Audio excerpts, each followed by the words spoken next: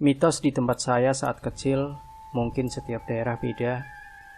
Hujan deras baru saja berhenti, menyisakan rintik air yang terus jatuh membasahi bumi.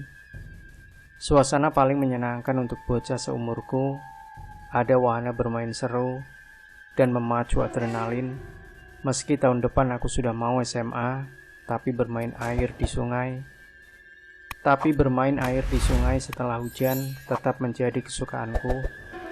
Apalagi saat sore, waktu terbaik untuk bermain di sungai bersama teman-teman.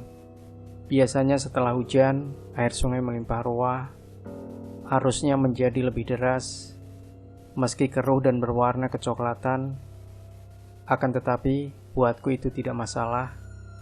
Selagi masih aman untuk bermain, pantang buatku untuk takut.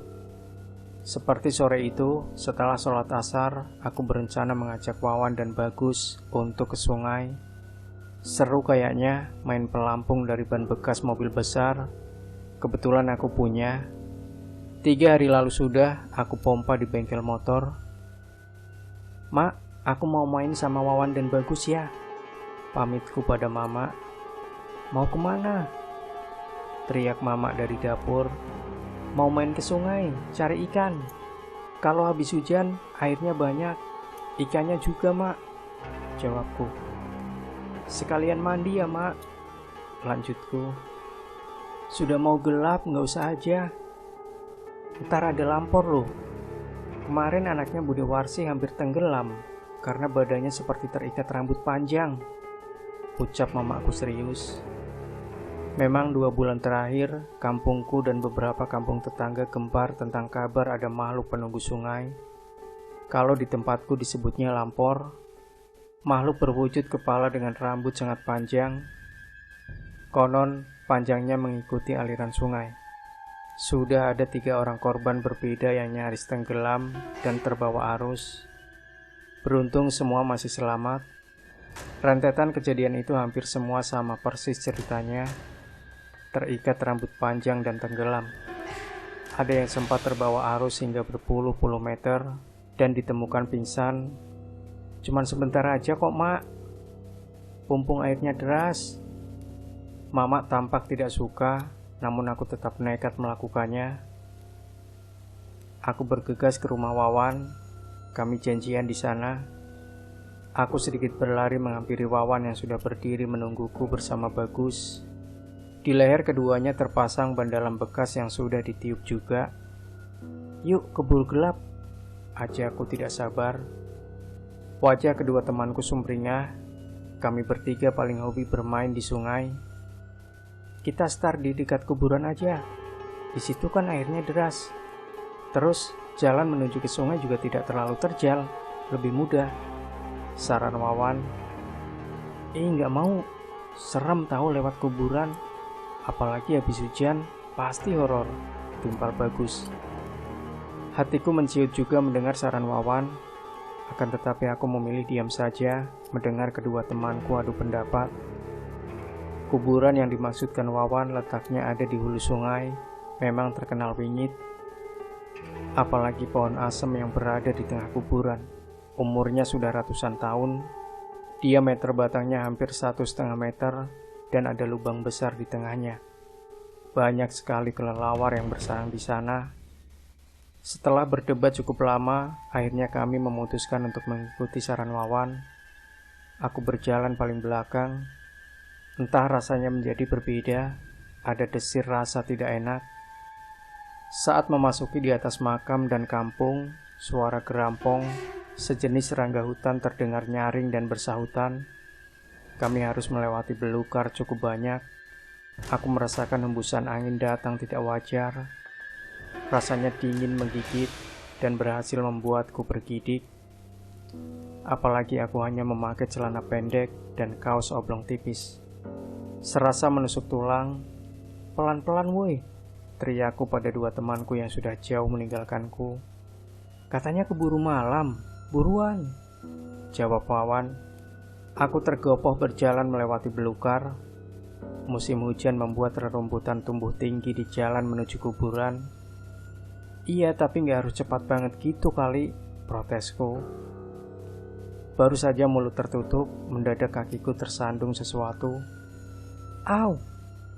Teriakku dan akhirnya jatuh tersungkur. Aku berusaha bangkit, meski ada nyeri di pergelangan kaki. Sial, apa itu tadi? Rasanya tidak ada apapun yang menghalangi jalan. Kenapa aku bisa jatuh?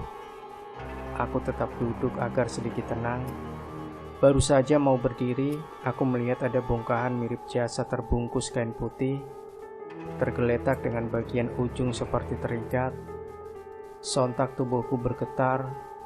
Aku berusaha bangkit mengejar Wawan dan Bagus. Tolong! Wawan, Bagus! Aku lari tunggang langgang sampai di depan Wawan dan Bagus. Aku sedikit lega. Kenapa kamu, Bin? Kayak orang dikejar hantu aja, tanya Bagus heran. Iya, tumben sampai pucat banget mukanya, timpal Wawan terkekeh.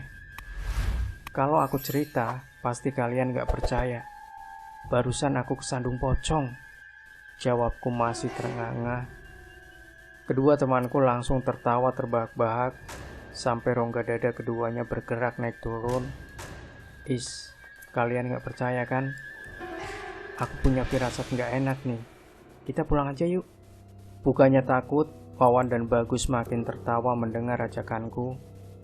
Lah, yang ngajakin kita siapa? Kan kamu, Bintang. Masa sekarang nyuruh kita pulang? Lagian, sore-sore gini ada pocong. Pasti kamu salah lihat, jawab Wawan sengit. Aku tidak membantah sedikit pun apa yang mereka katakan. Aku pasrah dan akhirnya tetap melanjutkan rencana selanjutnya, bermain ban bekas di sungai. Sebentar lagi masuk komplek makam, ada gerbang bertuliskan Sasonoloyo. Degup jantungku makin kencang. Suara-suara hewan asing terdengar, semakin membuatku bergidik takut.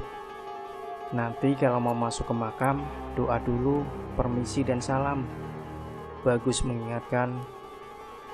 Aku dan Wawan hanya mengangguk. Kami berjalan mengular. Aku memilih di tengah agar aku tidak tertinggal lagi. Bersyukur saat melewati makam tidak ada kejadian menakutkan lagi. Aku pun bersiap-siap untuk naik ban bekas yang sudah kubawa.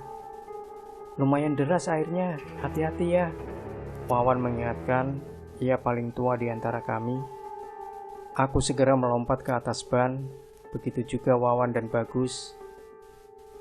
Nanti kita berhentinya di hilir. Kalau airnya seperti ini, gak butuh waktu lama. Kalau sudah dekat dan ada kesempatan menepi, langsung ke pinggir saja, lanjut Wawan.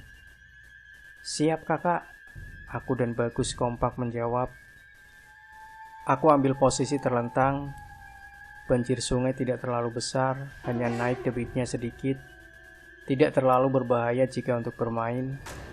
Ban bekas mobil yang kunaiki mengalir mengikuti arus sungai. Sambil memandang langit yang terlihat masih sedikit gelap sisa hujan, dan beberapa pemandangan ranting pepohonan rindang sepanjang sungai. Entah, tiba-tiba aku teringat saat jatuh tersandung tadi. Aku kembali merasakan ada desir aneh. Aku yakin betul itu pocong yang tergeletak. Kayaknya memang dipenuhi tanah, tapi aku masih bisa melihatnya jelas. Ada ikat di ujungnya. Astagfirullah. Wajahku kuusap kasar. Ngapain juga mengingat hal seram itu. Jadi mendadak takut begini. Gelisah menggelayut hebat. Tiba-tiba ban yang aku tumpangi mengalir deras. Aku sedikit kehilangan kendali. Sial, kenapa jadi begini?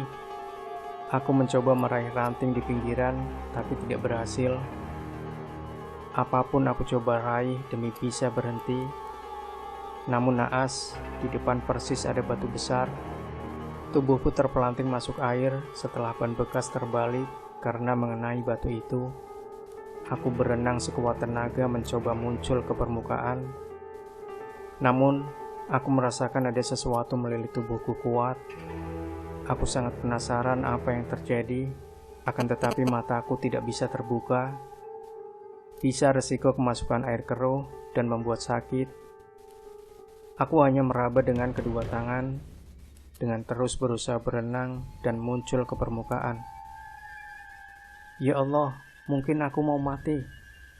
Pikiranku terus berkecamuk. Aku tahu dan yakin sesuatu itu mirip rambut. Jumlahnya banyak dan sangat kuat. Aku kembali teringat dengan nasihat mama yang kuabaikan tadi. Lampor, ini pasti makhluk itu. Aku terus berdoa dalam kalut, minta pertolongan dan keajaiban pencipta. Beruntung tubuhku seperti terdorong ke atas, sehingga bisa mengambil napas segera. Rasa lega hilang seketika, tatkala tubuhku kembali tertarik ke dalam air. Kali ini lebih kuat. Tanganku berusaha sekuat tenaga melepaskan lilitan yang menarikku. Pasti ini air hidupku. Aku berdoa sebisanya, apa saja minta kembali mendapat pertolongan. Tenagaku hampir habis, bersuara pun rasanya tidak sanggup. Aku pasrah. Bintang, bangun. Bintang, ini mama, nak. Mataku mengerjap kaget, sudah banyak orang di sekitarku. Mama terlihat menangis dan segera memelukku. Ya Allah, terima kasih anakku selamat, ucap mama terbata. Kamu kalau dibilangin mama jangan ngelawan. Lihat apa yang terjadi. Beruntung kamu selamat. Tadi Wawan dan Bagus panik minta tolong sama orang kampung. Kamu hilang. Hanya ada ban bekas yang kamu pakai tadi. Untung tetangga pada baik. Tadi kamu hanyut dan sudah tidak sadar, pingsan. Bang Satya yang kebetulan sedang di pinggir sungai berhasil menolongmu, nak. Lanjut mama sambil erat memelukku. Aku terdiam, merasa bersyukur masih diberi kesempatan hidup. Sejak itu aku percaya misteri Lampor yang diceritakan orang kampung memang benar adanya. Hanya saja aku memilih menyimpan cerita itu sendiri, takut membuat orang kampung semakin percaya.